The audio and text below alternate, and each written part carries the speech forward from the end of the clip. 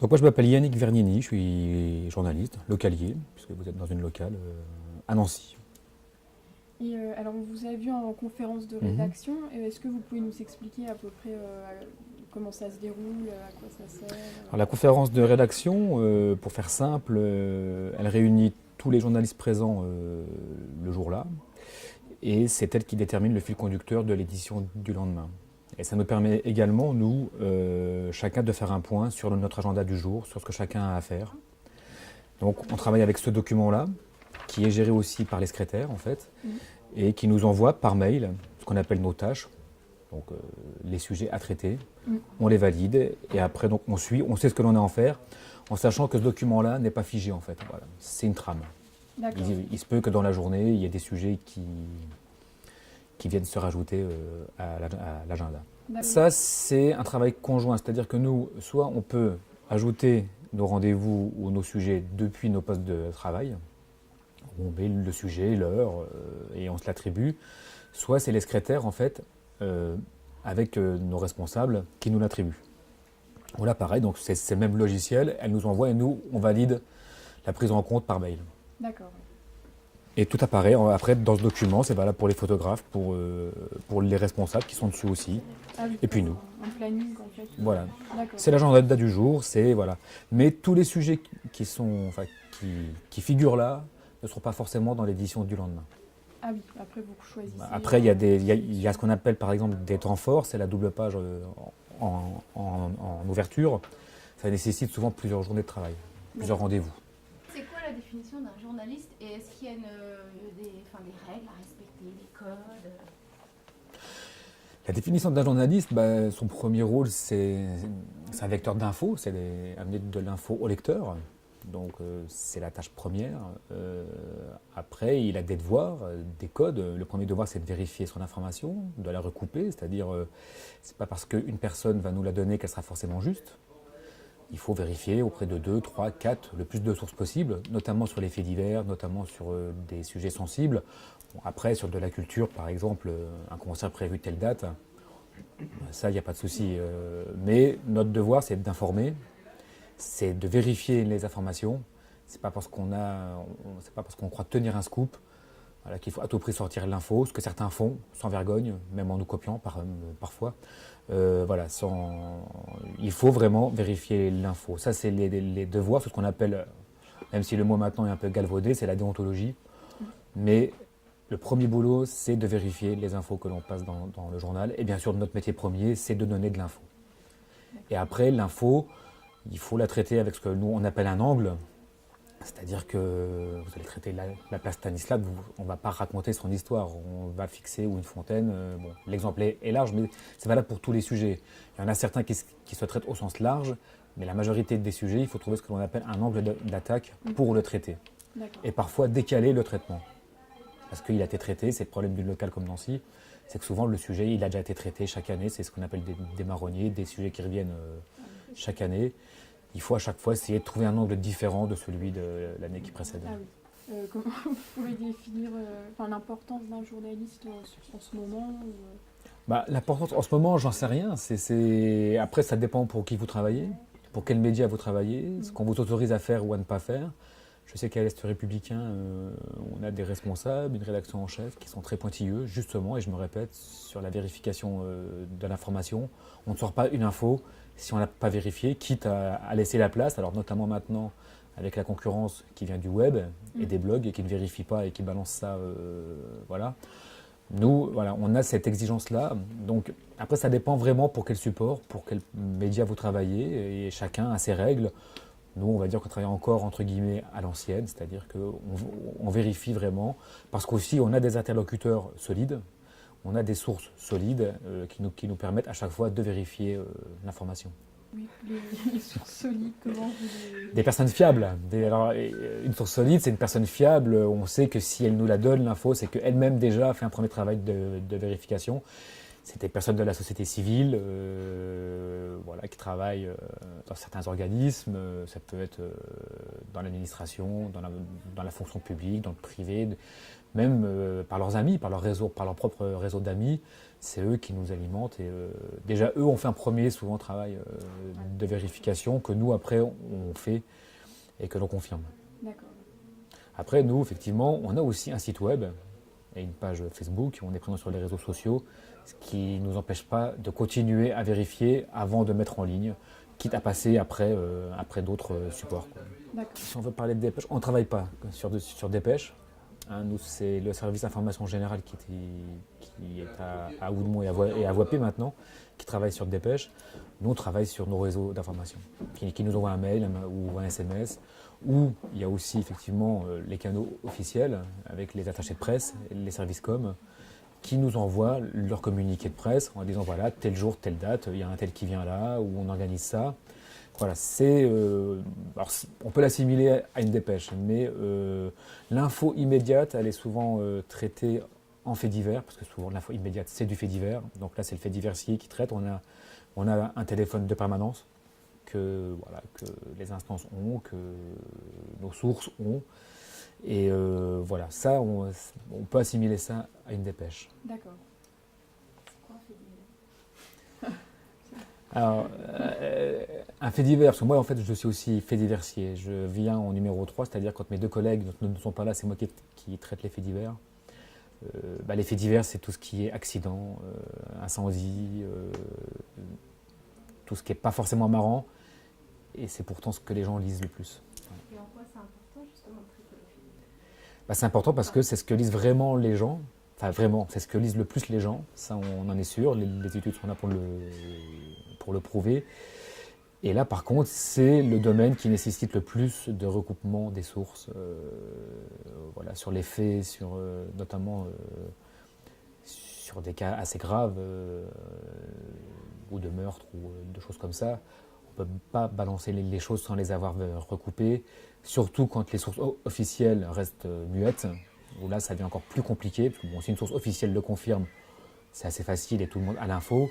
Quand nous, on a l'info et que les sources officielles ne veulent pas confirmer, là, ça devient pas très compliqué, mais ça devient long, parce qu'il faut vraiment recouper les sources. On ne peut pas se permettre, dans les faits divers, de sortir une info sans l'avoir vérifiée. C'est vraiment l'infotype où là, recouper l'info est indispensable.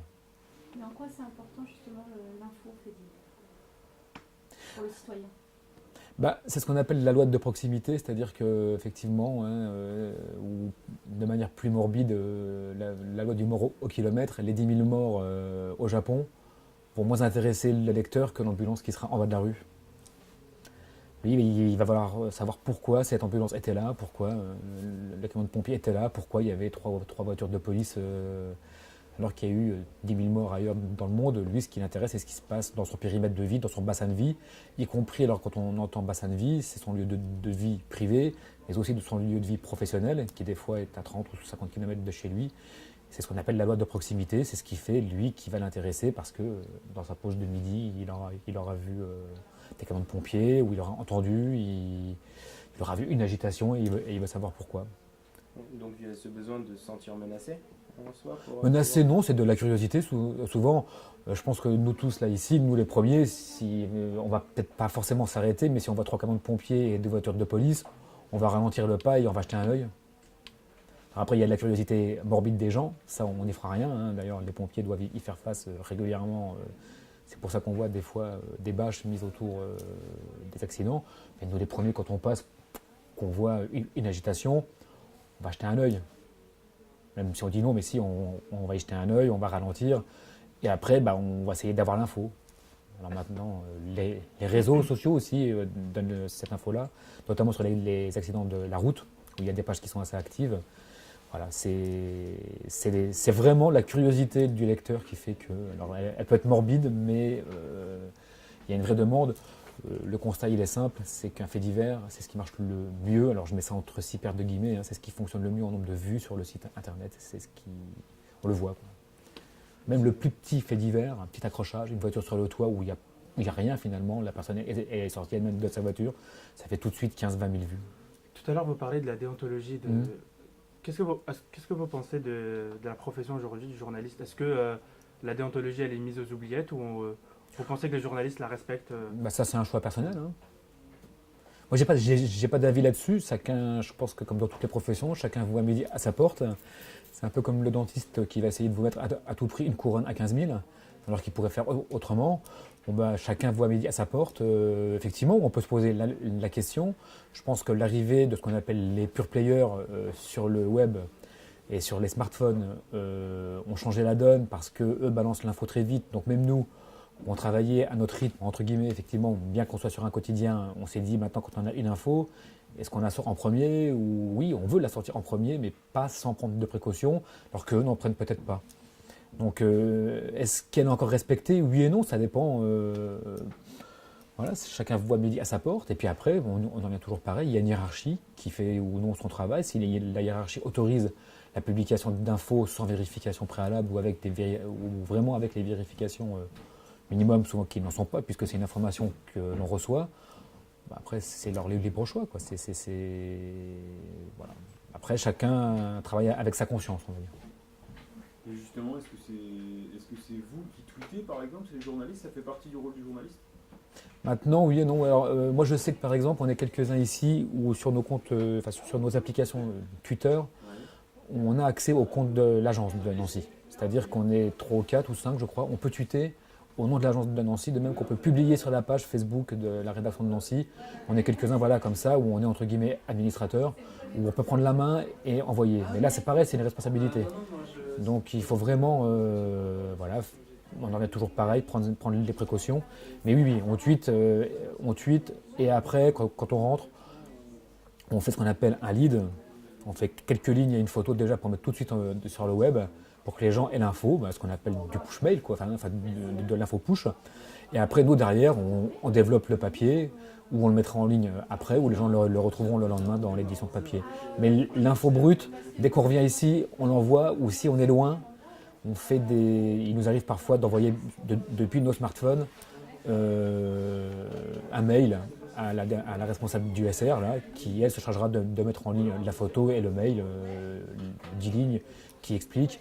Et si après on est vraiment sur un gros fait divers, on est équipé, là, nos PC nous permettent d'aller travailler au bout du monde et en étant connectés, quoi. C'est quoi la différence? Enfin, comment est-ce qu'on traite l'info de la même manière sur un journal local, régional, par rapport à un journal national ou... Non, parce que moi, il faut que je parle quand je dis je et mes collègues, mes confrères, mes consoeurs. Nous, quand on écrit, il faut qu'on parle à nos voisins, à ceux qui nous entourent. Là, on va dire sur une édition de Nancy, on rayonne sur un rayon de 50 km, entre 30 et 50 km. Il faut qu'on parle à ces gens-là. Nous, parler aux Parisiens, parler aux Marseillais, j'ai rien contre eux, je les adore, mais non, forcément, on traite l'info différemment. Ce qui ne nous empêchera pas, dans nos papiers, éventuellement, de mettre des références nationales, de faire un lien avec une info nationale. Ça ne nous empêche pas de le faire. Mais il faut que le lecteur ait de l'info locale. C'est ce qui nous différencie. Et notre survie passe par là. Si on commence à traiter l'info comme des nationaux, on ne sert plus à rien. Donc le fait d'avoir, comme dit, d'avoir différents journalistes qui sont locaux, ça ne va pas créer un peu des castes en fait, au niveau de chaque région, chaque communauté? Non, parce qu'après chacun a son domaine, on va dire, pas de prédilection parce que le terme n'est pas bon, mais voilà, moi je sais, même si je fais les faits divers en numéro 3, je fais toute une partie concert, spectacle et culture, ce qui ne m'empêchera pas de faire du commerce, de faire de la politique, quand il y a besoin, on fait, quoi. C'est valable pour tout le monde. Donc non, on ne s'enferme pas. Après, c'est vrai qu'on est sur une zone de concurrence au niveau du papier, je parle, assez faible, où on a un hebdomadaire en face. Enfin, on a deux hebdos en face, mais on n'a pas un autre quotidien régional en face de nous. D'ailleurs, voilà, ça a ses bons côtés et ses mauvais côtés, parce que la concurrence peut avoir du bon aussi. Donc on sait qu'en face de nous, il y a 2 hebdomadaires qui sont là. Bon, chacun, je pense, y trouve son compte. Mais après, non, chacun peut jouer son rôle et a son rôle à jouer aussi, effectivement, d'information. Et avec le web journalisme, du coup, c'est pas plus compliqué pour les journaux ou alors non, vous avez... Non, nous, on a une cellule web qui est basée à Oudemont, donc qui elle, est chargée, en fait, donc, nous, depuis nos systèmes, là, Donc on écrit, les secrétaires de rédaction relisent, mettent en page, et après font un choix avec la hiérarchie de ce qu'on appelle pusher sur le web, c'est-à-dire qu'ils le mettent en gratuit sur le web. Et après il y a la cellule web de Woodmont qui la met en place, et voilà, et qui refait éventuellement un surtitre, qui refait, on va dire, de la mise en page web en fait, voilà. Parce que c'est vrai que l'écriture web et l'accroche web n'est pas la même que celle dans le papier. Ou dans le papier, on évite par exemple les répétitions, alors que l'écriture web, la répétition, c'est justement c'est plutôt la trame d'un papier internet. Donc non, on a une cellule qui se développe, et on le voit. Le site de l'Est républicain, le site général, c'est 2 millions de pages vues par jour. Ah oui.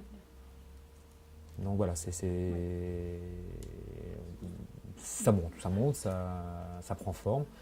Et même si effectivement les gens de moins en moins vont sur le site web, sur leur ordinateur, tout ce qui est tablette et smartphone, on le sait, ça monte en puissance, ça monte très fort, quoi. Et cet effet un peu sur plus en plus de personnes vont sur Internet.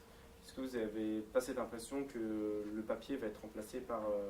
Ah bah ça c'est un vaste débat. Il y en a qui disent qu'en 2020 il n'y aura plus de papier. J'en sais rien. Moi, il m'arrive d'aller dans des collèges, dans des écoles. Je me rends compte que les jeunes sont sensibles quand même au papier. Moi, j'ai deux jeunes ados à la maison, de 11 et 13 ans. Bon, peut-être parce que j'y travaille, mais ils ont eu le réflexe papier.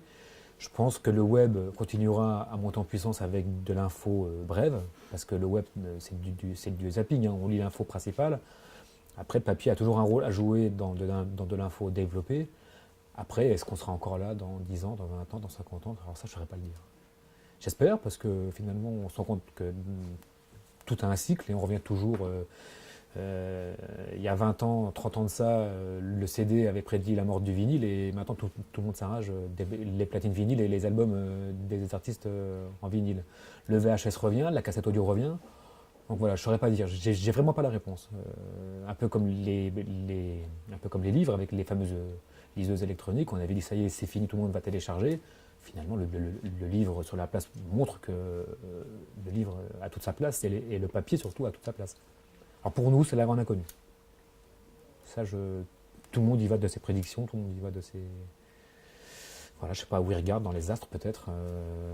Après, il y a une chose qui est sûre, la presse actuellement, nous, on le sait, on a un problème de lectorat, c'est-à-dire que ceux qui nous lisent le plus ne sont pas éternels et voilà, sont assez âgés. On a un problème, notre objectif c'est d'aller capter les trentenaires, les quadras et aussi les plus jeunes, mais c'est vraiment la tranche 35 ans qui pose problème actuellement.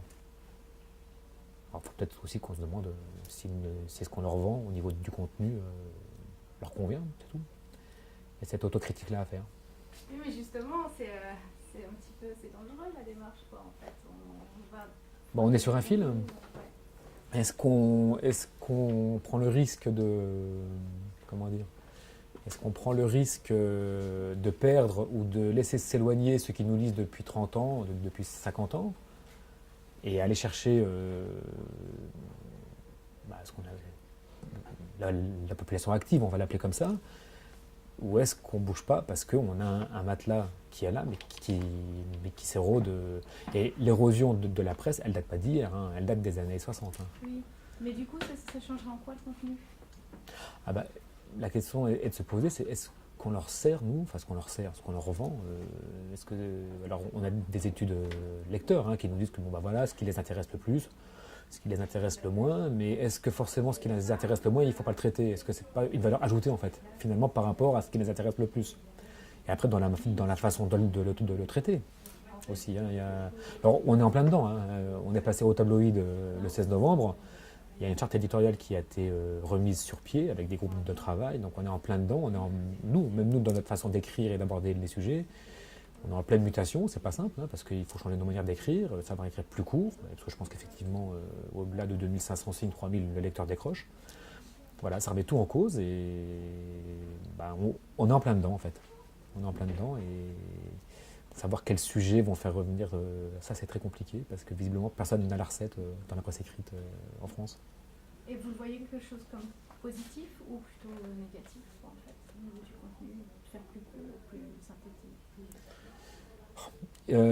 Moi, pour moi, c'est positif. Parce que moi, le premier, en tant que lecteur, les longs papiers, je les lis pas. Je rentre pas dedans, ou je lis le début, puis après je décroche.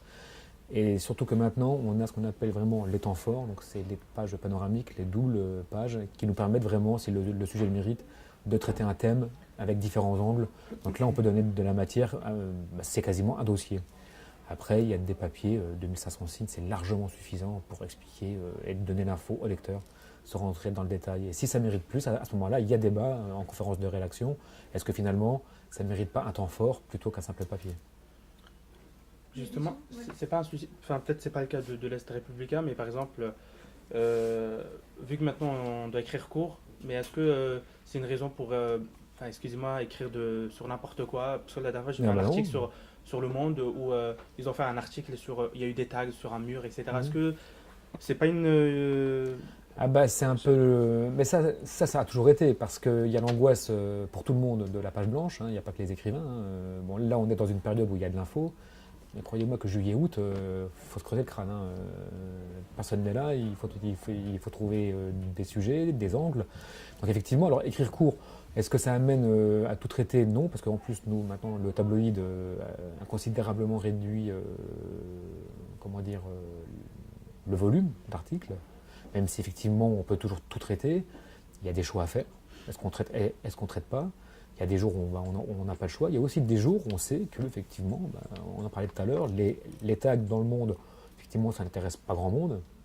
Par contre, les tags dans une commune de la banlieue de Nancy, ça intéresse parce que souvent dans les communes, ce tag-là, quand il vient, c'est le 4e ou le 5e et les gens sont exaspérés. Donc là, effectivement, ça les intéresse.